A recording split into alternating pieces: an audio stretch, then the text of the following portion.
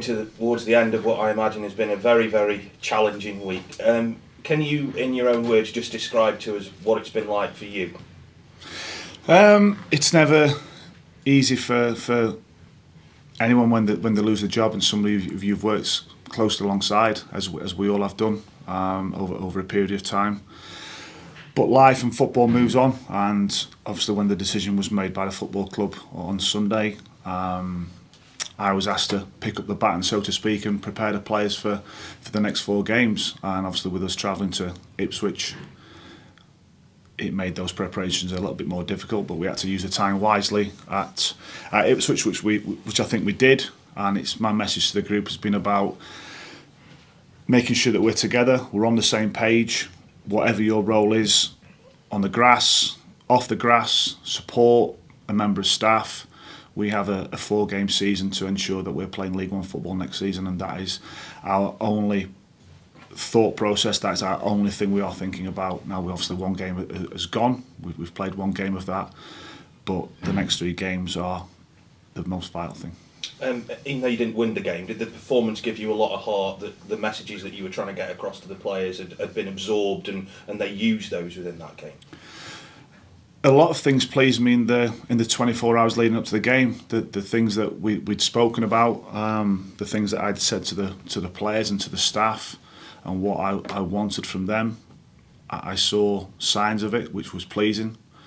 The performance on the pitch was how we expected the game to go. We had to go there and make it as difficult as we could for them. They're an exceptionally good team who are in a really good state of mind, of confidence, and are playing really well. But I think the game plan worked to a certain extent. We frustrated them without the ball. We made it really difficult for them to only have 2 shots on target. Justified what we tried to do. There was parts of the game which we could have been a hell of a lot better at, which would have given us more possession and a little bit more control of the game. But in terms of the effort, the commitment, the unity of the group, the togetherness of the group, the discipline of the group, the desire to run and chase and block and win headers, I thought it was very good.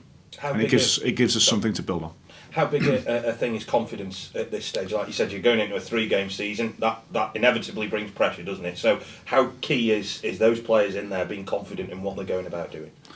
Well, what is confidence? It's a feeling of thinking that you can go out and do the task, that you're prepared well, you've got belief in what the plan is, so to speak. So go out there and execute it.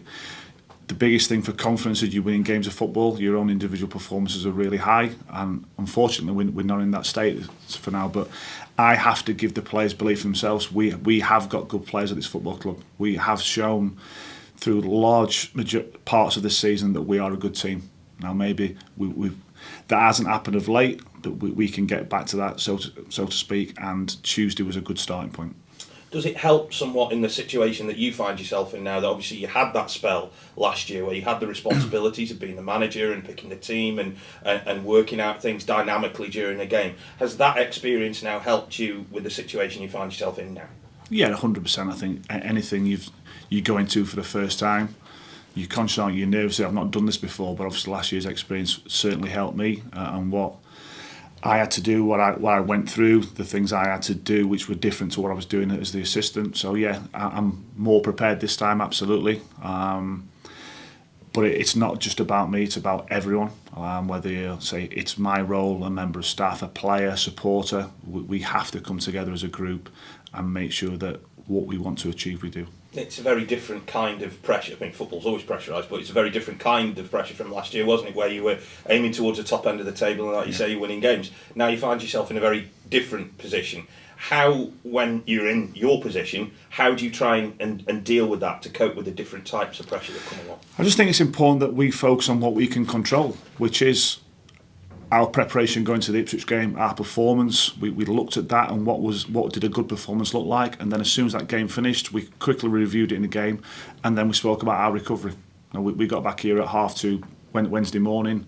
The players had a Wednesday off, but what could they do on Wednesday to ensure that when we start the game tomorrow afternoon, that we are ready to go, that we're fit, we're fresh, we're re-energised, we've got a good game plan, and that's all I can do. I can only control what I can control. So all those things I've said, trying to control myself and focus on my tasks and what it is and breaking that down. and that's what I'll try and do. Bristol Rovers come here, you know, in not, shall we say, scintillating form, but it's a game in which, like last year, there was a lot riding on it. In a game this year, there's going to be a lot riding on it. What are you expecting from the match in terms of how it might play out with both sides' form? Well, I'm not too concerned about what Bristol Rovers do. I'm more concerned about what we do and what we can bring to the table. And will our game plan be different than it was on Tuesday night? Absolutely, of course it will. We have to approach this game in a different manner. We want to be positive. We want to be on the front foot. We want to energise the crowd. We want to energise our team, and that's what we're looking to do. How big a difference could the crowd make? Because, you know, fair to say that there's a lot riding on this, or at least in the perception of the crowd there will be. So what kind of difference can they make? Well, ultimately, there's 3 points to play for, and that's it. There's nothing more than that, and it's our next game. But in terms of the crowd, absolutely can play a massive part. I think they can bring energy to the team. It's important that we start the game on the front foot and that we're aggressive, and they see that. But 100% they need to get behind the team. The team are going to go out there tomorrow, and I can guarantee they will give absolutely everything. For 90 minutes, 95 minutes, whatever it is, whatever individual is representing our football club tomorrow will give everything, and I hope the supporters do that as well. The last question I kind of got to ask this, for you, is that, are you purely looking at this stage as a short-term thing and with no idea of what that's all I can do, Phil. I say I've been given the task now to take the next 4 games. That is my sole aim. I think if I start getting carried away and thinking about the longer term, I'm losing focus on the immediate task, which is to maintain League One football. Cheers, Andy. Thank you. Thank you. Andy, for you, do you sort of, when you're talking to the players, do you build up the importance of this game because you could be safe at 5 o'clock tomorrow, or do you play it down and try and take pressure off in that way? No, I think it's the process. How do we win this game? Give them the game plan. Can we execute the game plan to the best of our ability? When the game finishes, what's the result? We can't control what every other team is doing apart from we can impact Bristol Rovers. We need to control our performance, and that's all we're focusing on. And generally, you've been pleased with the response of the players, not just the performance tips, but it's been a busy weekend. You know, you've been on the road and so on. Yeah, as I said, I saw things that I wanted to see after the message I delivered to them on Monday morning. A difficult time for them, 100%. Know that they've lost a manager who they've got a hell of a lot of respect for, who's been here over a period of time. Some of them have worked with the manager before at different clubs, so in terms of their relationship has been over a longer period of time. The group of players who were here last year have gone through so much with the gaffer, and of course there was going to be an impact on them. But their responsibility is to the football club, their responsibility is to themselves, to the families, to the teammates, and that is football, unfortunately. That's what you have to do. It's not going to wait for us to suddenly drag ourselves around in 3 weeks' time. We haven't got time to wait. We've got to impact straight away. Any help by sort of senior players in the dressing room with that, or do you talk to them, more as a whole? Spoke to them as a whole. I've had a number of individual conversations, as I tried to do last year. I think communication is so important. Man management is so important. Getting relationships is important. Some players would have thought that I'm never going to play again. It's a clean slate. Go and prove yourself Monday to Friday. Go and make me pick you because of what I'm seeing Monday to Friday. So clean slate. Pick up the bat and let's crack on. And last one for me, Andy. I know you're not going to give us your team, obviously, but can you just give us an update? I was going to give it you. Yeah, go on then. Yeah. What's your team? Can you give us an update on Tom Pett and Ben Garrity, please? Just give us an idea of where they are. Ben Garrity went to see a specialist yesterday and got the thumbs up to increase his rehab to go to the next stage of that, which is really pleasing. Tom Pett missed the game on Tuesday. He got a kick on the ankle at Lincoln. We didn't think it would impact Tuesday, but it did. We found that out Tuesday morning, which obviously made us do something different. Is Tom Pett available for tomorrow? We'll find out tomorrow.